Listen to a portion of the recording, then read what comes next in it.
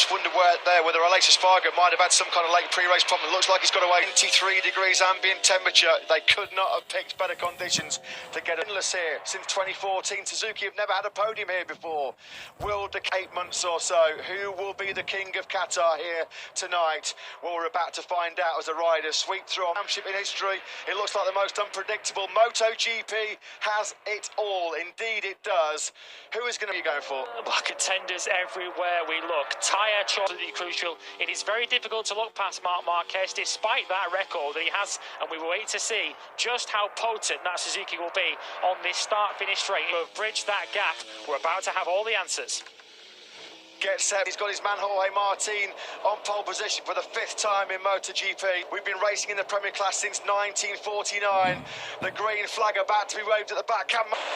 It's lights out and lift off for MotoGP in 2022 in Qatar. Not a bad start for the poleman Jorge Martin, although it's the Hondas who lead. From Brad Binder, who's up into 3rd place. He's trying to go right around the outside of Marc Marquez. The two gained at least 4 places, and he's got both factory Ducatis and the poleman behind him.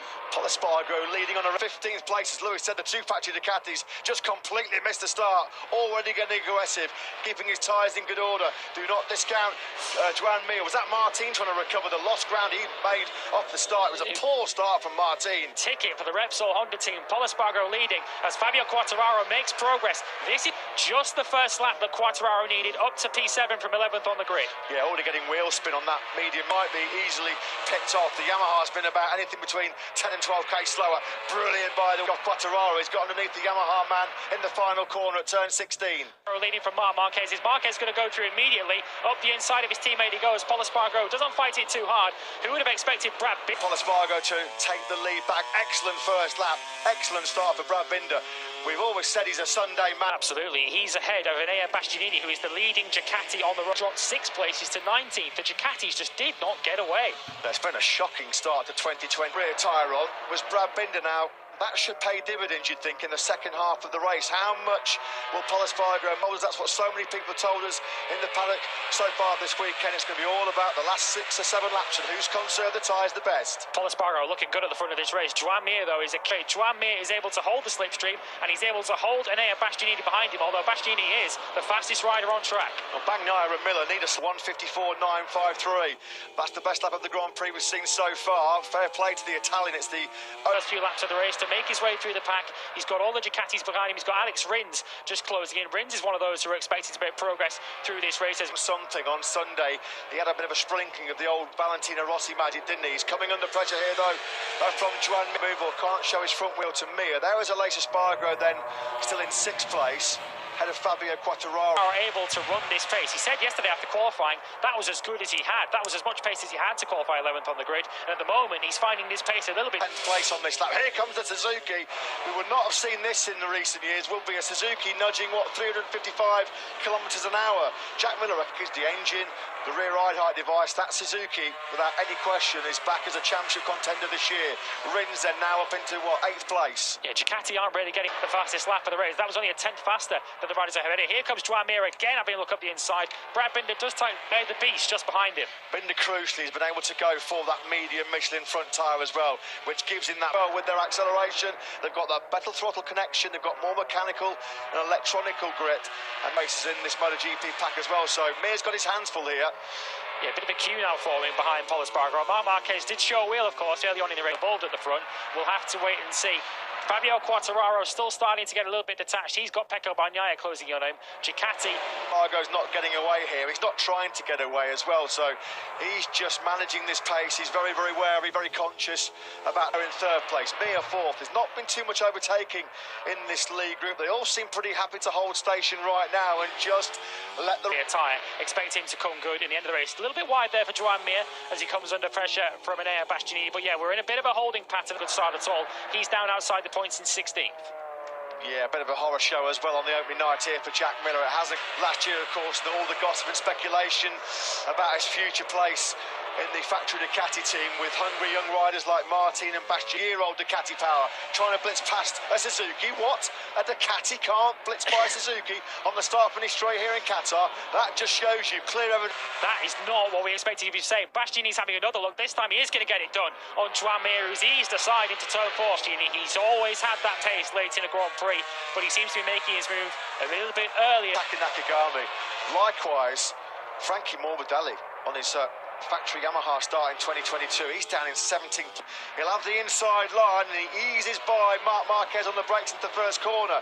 So Marquez, is he going to first corner in the Grand Prix of Qatar last year? So it's an easy mistake to make. Simon, down to you for some thoughts. Yeah, just about that braking. They rely on it with their braking marker, but if there's someone in front of them in the braking area, the wings don't work and they... The line from 6th place on the grid. He's been happy to make the front running here, of course.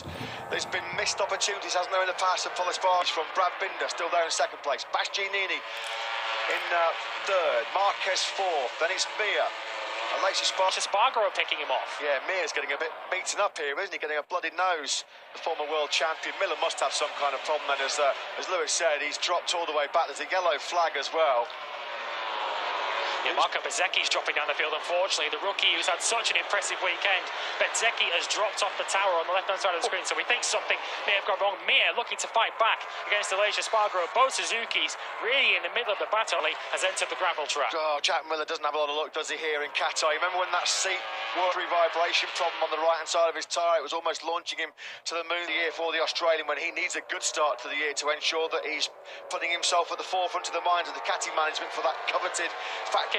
Off the lead at the moment, although that top four do appear to be getting a little bit of breathing space out of the front, but it just underlines how competitive MotoGP is in 2022. Giannini will be holding the top 3 places with world champion Fabio Quartararo in 9th and runner-up last year Pecco Bagnaia in 10th. Still a bit of a 10-metre exclusion zone around Jack for a few minutes. Yeah, this isn't the red mate Marc Marquez.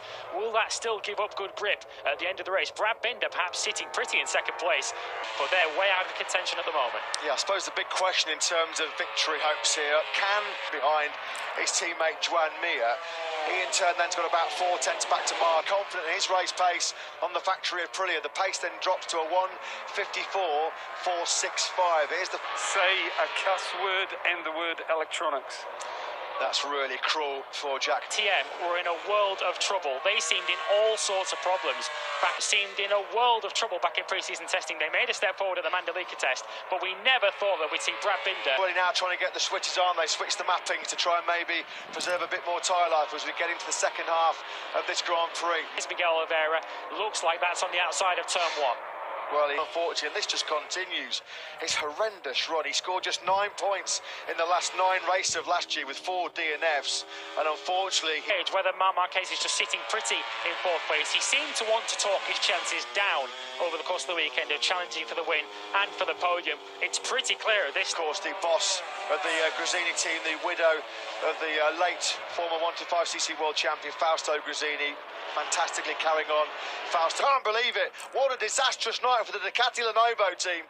Jack Miller already out, and bitterly he runs over to console Jorge Martin. Polis Bargo, look, he's already looking if he's making a bit of a gap out of the front. He's a 1/4 of a second, 3/4 of a second, should I say, clear. Joyous. They took their first ever podium lockout in Valencia in their Grand Prix history since they arrived on the red bike so far this weekend. Now, they're just still moving. Yeah. Some of the debris aren't there. That's why the yellow flags have still been acting so good, so strong at the front of this Grand Prix still. Let's quickly get a tech observation from Simon. Switch it down to lower power to do the race till... Yeah, thanks to that, Simon. You just wonder now whether Bastianini, Marquez and Aleix Espargaro are going to find a way through on Brad last year, but Bastianini sweeps on through. Beast mode engaged yet again. He knew he had to make that move. He could see Polis Bargo just starting to put a bit of daylight at the... Can he now close the gap on Polis Bargo? And crucially, can Marc Marquez quickly make the move? Bastianini wide, he's just going to hold it. Marc Marquez as well, so Enea Bastianini is still, of course, doing an amazing job as we come into the final sector on this lap 14. Yeah, much of that lap lead that Bastianini lost, those 3 tenths in that 2nd half of the lap. Pecco Bagnaia, the pre-season title favourite, no point. This was Fausto Gresini's dream. He'd put all the foundations in place to bring back his own team. Yeah, we know what happened, but I think Jorge was rather lucky. He might be sore tomorrow, but... He'll be in the podium places at 2/3 distance in this Grand Prix is quite exceptional. You rode on board a moment ago with the world champion Fabio Quartararo. That gap now under a second.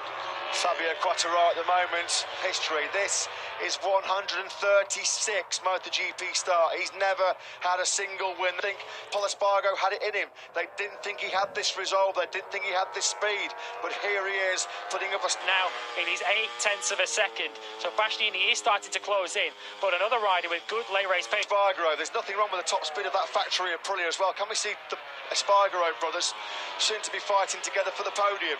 Only ever happened twice before MotoGP since Nobuatsu and Takuma Ryoki at Imola back in 1997. 25 long years ago. 5.5 to go. Binder at the moment looks like he is able to streak away from Marc Marquez. Here comes Aleix Espargaro up the inside, and he leaves an elbow on Marc Marquez. Bastianini, we talked about it so many times last year. He was the master of tyre preservation. How many times did he come from so far back? He's just set the fastest lap of the fence.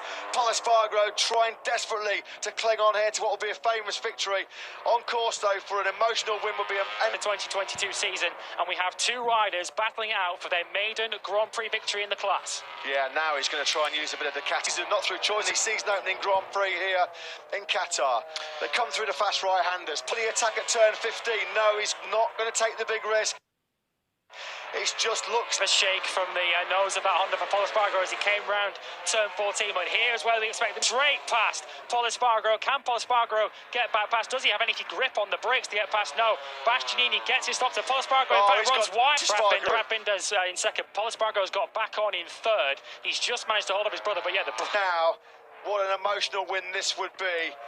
Oh, this team was set up by Fausto. But this is the rider that they're all trying to catch, and Enea Bastianini continuing to lap pretty solidly in the 155s. Brad worked out, although at the moment he's hanging on to the podium. He's coming under pressure though from his older brother Pol Espargaro. There's a bit of bragging rights at stake here, as well as 16 points for the race. A 154.6, that was 0.8 faster than Fabio Quartararo. So Quartararo actually might lose. On this final lap is between the two Espargaro. Pol Espargaro running in third position. And he hopes behind him. The tears are already flowing. We can't underestimate MotoGP. He loved and lived for racing. And there his Enea Bastianini has what, just over 5.3 kilometres to go between him. Lose this one. Brad Binder though, second place incoming for the first Grand Prix of the season for the factory kit. Enea Bastianini on the Gresini Racing Ducati, the year-old GP Ducati 21. He threatened this when he topped the top. Right the way down to the checkered flag, but only 2 more corners to go. Enea Bastianini just needs to keep it smooth. Reign supreme in the Middle East. What an emotional victory for Enea. Espargaro does indeed hang on for third spot. Aleix Espargaro takes fourth. But did get Quartararo on the last lap. We'll just pause for a moment. Garage. Tears start flowing, and you can understand why. What an incredible former team boss at Fausto Gresini, the man who gave him his big break in Grand Prix racing as a Moto3 night.